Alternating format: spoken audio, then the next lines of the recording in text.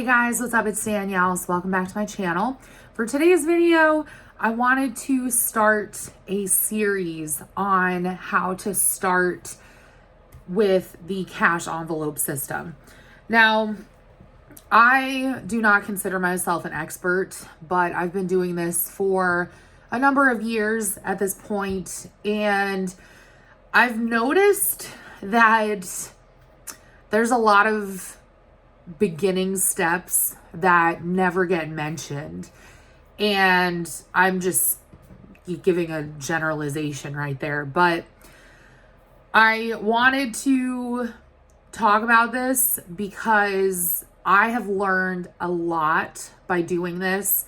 And I pretty much had to figure it out all on my own. So if you're interested, then this series will definitely be a great resource for you.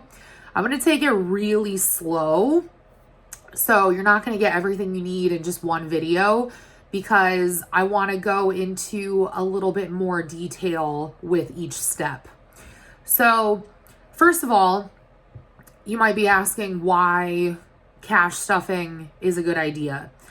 Now, everybody has a different reason. That's like one of the biggest things they say is find your why. Find out why you want to start using the cash envelope system. For me, it was pretty simple. I, was out of college. I was working my first real job. And I realized that if I wanted to live a certain lifestyle, then I would have to make changes.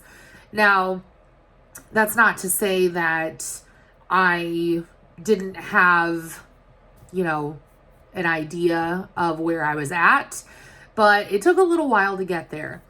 And the first thing that I would recommend is before you start trying to budget, you need to look at all of your accounts. And when I say that, I mean not just bills, but you also want to include any kind of loans that you have. So I know a lot of us have student loans nowadays. I do, and I hate them, but it's unfortunately a necessary evil. So you want to look at all of your different accounts. So like I said, you want to take a look at, any kind of loans that you have that are outstanding and write down at least what they are and how much you owe per month, how much you owe total. I mean, if you really want to do that.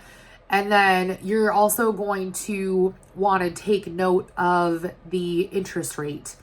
So at this point, all you really want to focus on is getting the amounts down and seeing what you're paying on a regular basis. You also want to see what's happening with credit cards, debit cards, any kind of accounts that you have. Obviously, this becomes a little bit more involved if you are married or you have a partner, what have you.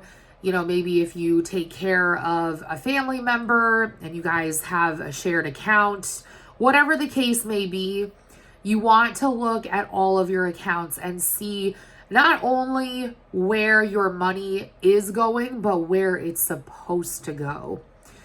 And something else that I want to include in this that you shouldn't forget about is if you've had a couple of different jobs over the years, I would highly recommend looking back into your old 401k or retirement accounts, because a lot of the times people will tend to forget that they had those and there's money tied up in those as well. Now, it's not to say that you want to completely liquidate it because then you have to pay taxes on it, but you at least want to know where your money is and where it's going. So that kind of brings us to the second step, which is you need to track your spending.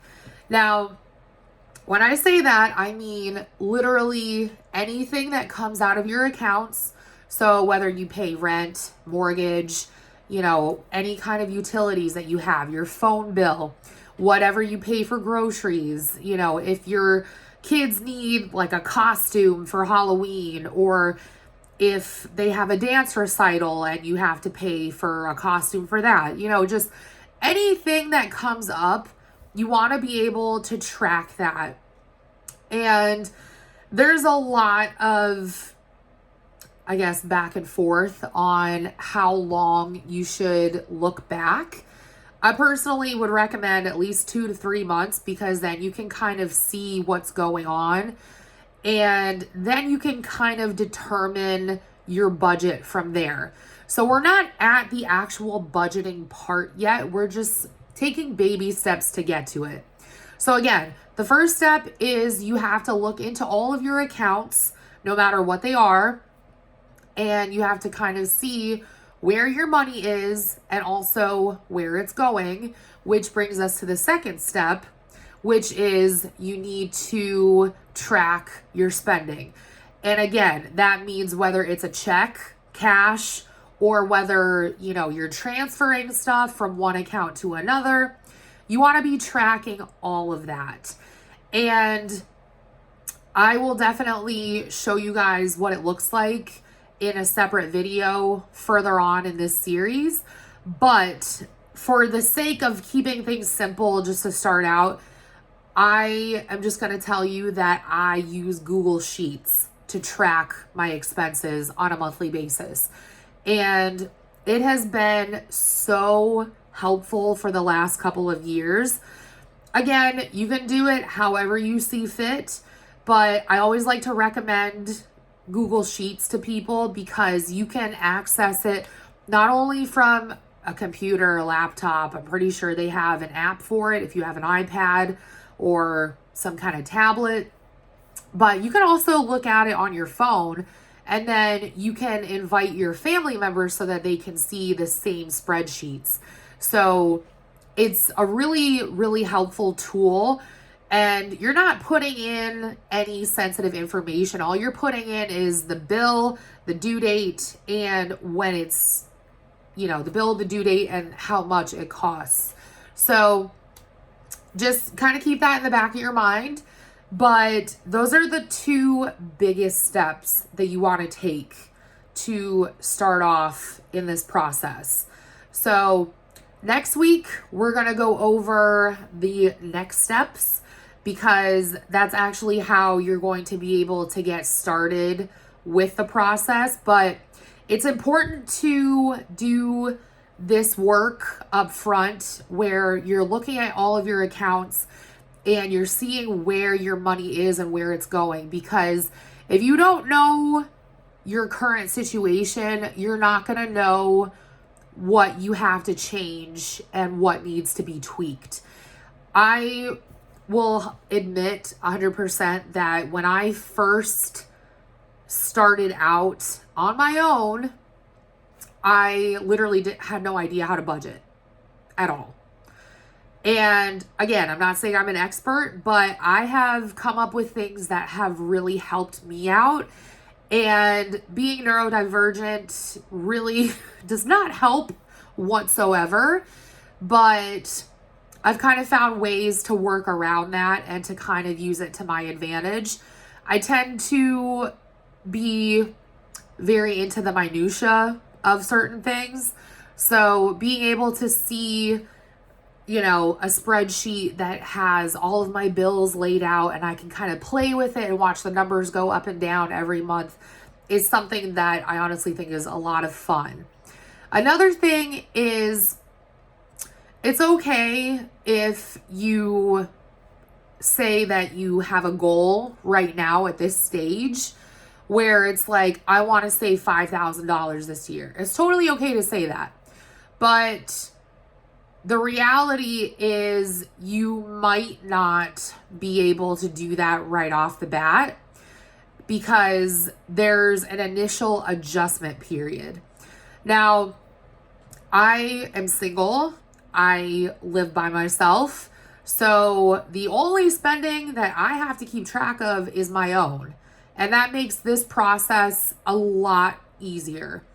It's considerably more difficult if you have sorry, my computer just shut off.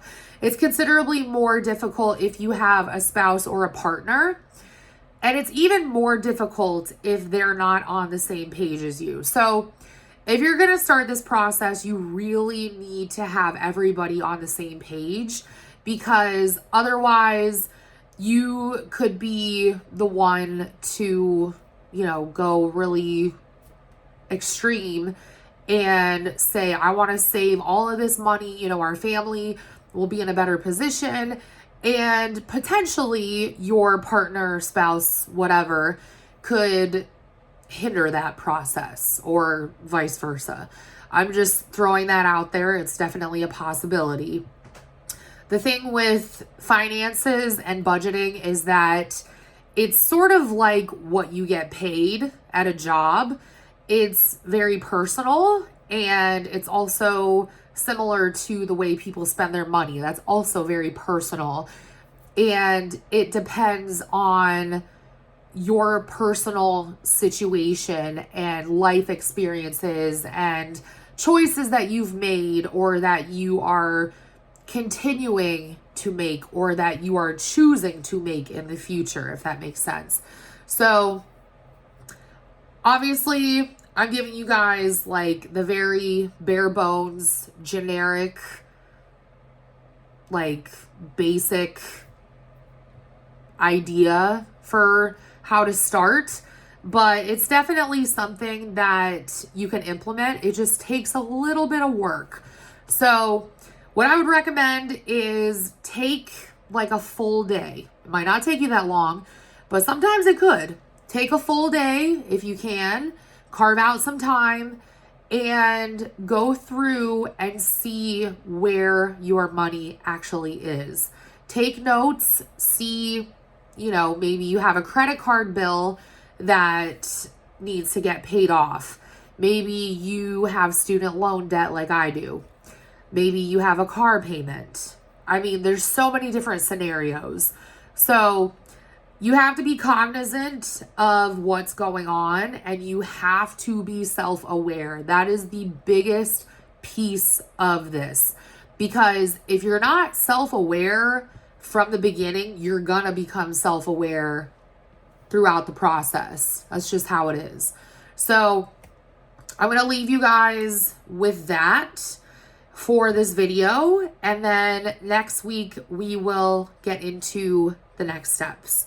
If you guys have any questions, you can leave them down in the comments below. I will get to them as soon as I can.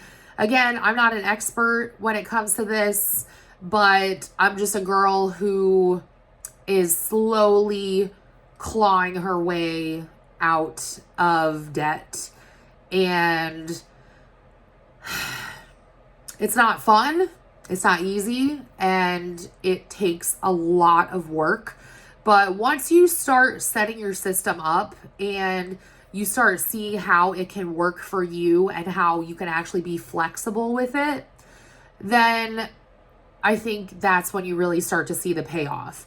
So again, if you have any questions, you can leave them down below, or you can message me on Instagram. But anyways, thank you guys so much for watching. I love you all, and I'll talk to you all in my next video. Bye, guys.